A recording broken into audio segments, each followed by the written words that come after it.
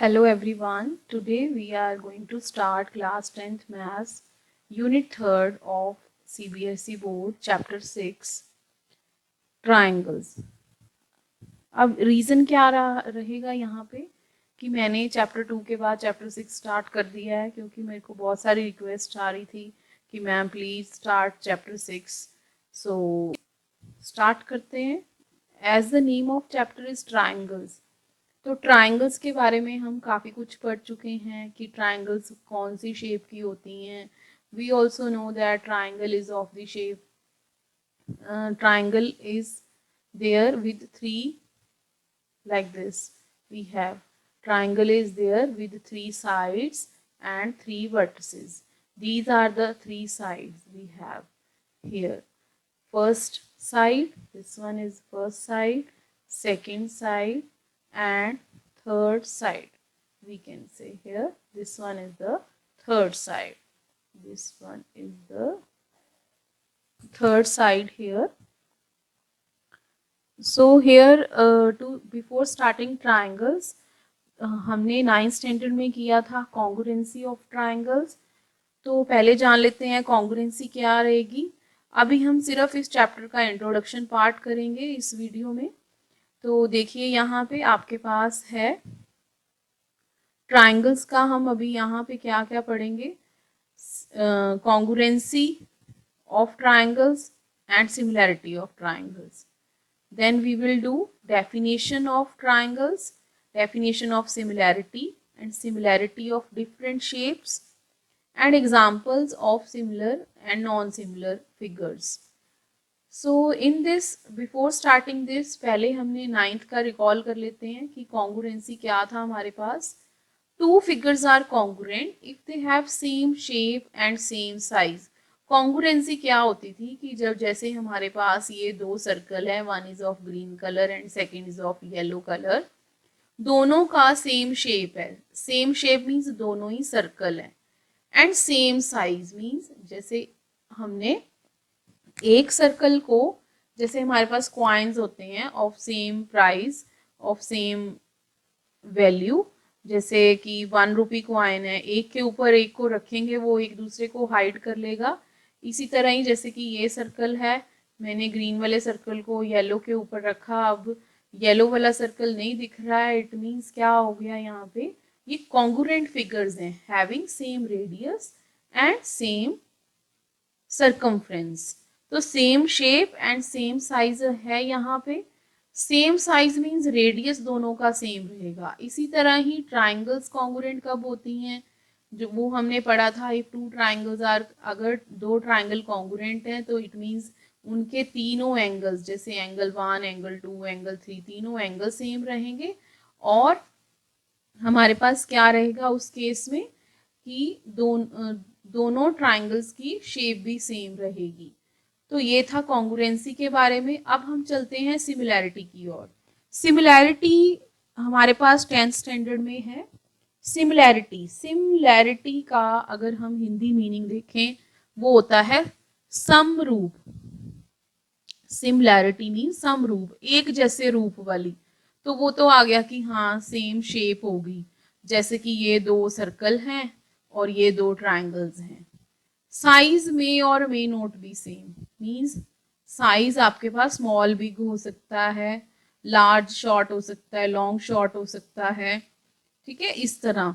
तो यहाँ पे सिमिलैरिटी का क्या रहेगा, 2 figures are similar if they have same shape and not same size. S S याद रखिए, एस एस मतलब सेम शेप सेम साइज. तो फर्स्ट सिमिलैरिटी में हो गया एस एस, सेम शेप और सेम साइज नहीं है. जैसे कि ये येलो ट्राइंगल है और ये ग्रीन ट्राइंगल है. येलो ट्राइंगल और ग्रीन ट्राइंगल में डिफरेंस क्या है, yellow triangle is smaller one than green triangle.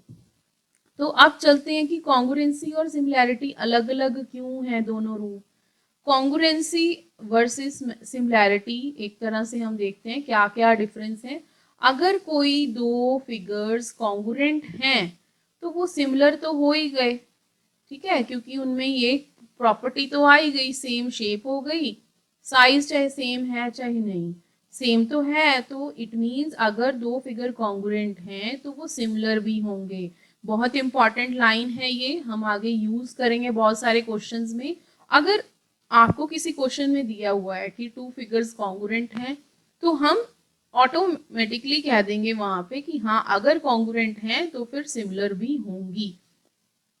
और सेकंड केस क्या है, कभी भी सिमिलैरिटी कॉन्ग्रुएंसी पे नहीं जाएगी, क्योंकि अगर दो फिगर सिमिलर हैं, सिमिलर होने पे क्या हो गया, साइज तो सेम, शेप तो सेम हो गई, बट साइज सेम है या नहीं है ये नहीं पता, तो इट मीन्स कि then two figures are not congruent, वो कॉन्ग्रुएंट नहीं आएंगी।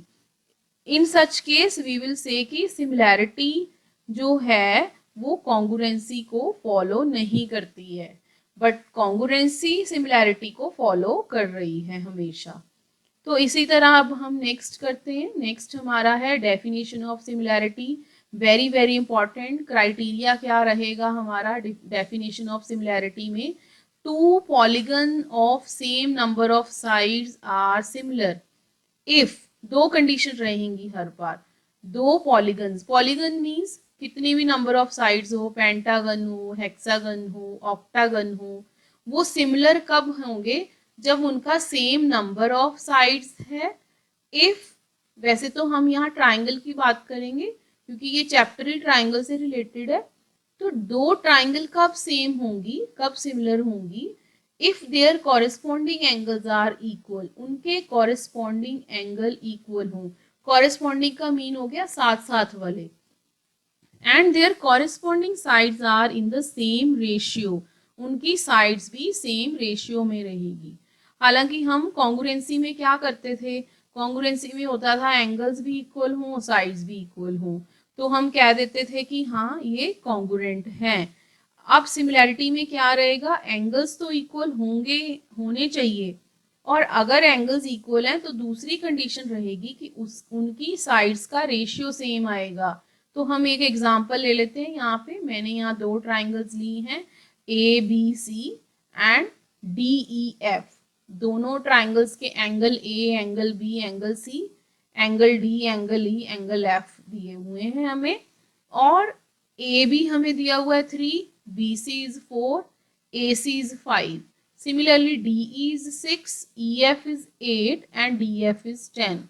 तो in triangle ABC and triangle DEF अगर हमारे पास एंगल A का कॉरेस्पॉन्डिंग बन रहा है यहाँ पे एंगल A का कॉरेस्पॉन्डिंग है यहाँ पे angle D, and angle B corresponding is angle E and angle C corresponding is F। तो इस तरह से हमने कॉरेस्पॉन्डिंग एंगल्स ले लिए। Angle A, if angle A is equal to angle D and angle B is equal to angle E and angle C is equal to F, अगर तीनों angles equal हैं, और दूसरी कंडीशन क्या है, corresponding sides are in same ratio, means आप corresponding sides का same ratio लोगे। ऐसे आप कैसे लोगे इनको, पहले आपने देखिए ए बी लिया, ए बी इज 3, ठीक है, मैं यहाँ पे आपको बताती हूँ, like C A B we have taken, A B is 3, और फिर हमने रेशियो ले लिया इसका डी ई इज 6, तो हमारे पास ये कट करके क्या आ गया 1/2। इसी तरह ही बाकी साइड्स का रेशियो लेंगे, B C upon E F वो भी 1/2 आएगा 4/8, और इसी तरह A C upon D F वो भी 1/2 आएगा 5/10। तो हम फिर कह सकते हैं ट्राइंगल्स आर सिमिलर। तो बाकी फर्दर सिमिलैरिटी का हम आगे जानेंगे क्या है। अभी हमारे पास सिर्फ नेक्स्ट एक्सरसाइज जो है हमारी 6.1, उसमें हमारे पास सिर्फ फिलअप्स हैं और कुछ एग्जाम्पल्स हैं, तो वही स्टार्ट करते हैं हम। सी हियर, सिमिलैरिटी का आपको अगर पता चल गया है तो अब हम नेक्स्ट मूव करते हैं।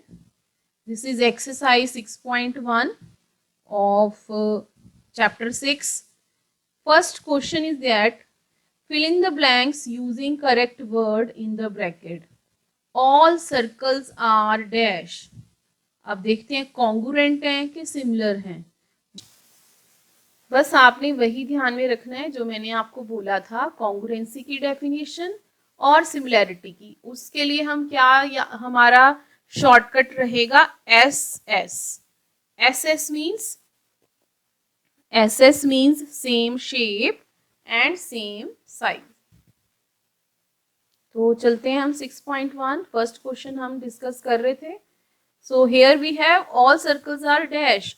कॉन्ग्रुएंसी में क्या था, सेम शेप और सेम साइज होना चाहिए। सिमिलैरिटी में था सेम शेप होनी चाहिए, साइज में और मे नॉट बी सेम। तो यहाँ पे सारे सर्कल्स, चाहे सर्कल बिग है स्मॉल है, तो सेम शेप तो सेम है सबकी यहाँ पे। तो अब हम क्या करेंगे, यहाँ पे सेम शेप है बट साइज का पता नहीं, वो हम मेजर करके जान पाएंगे सेम साइज है कि नहीं।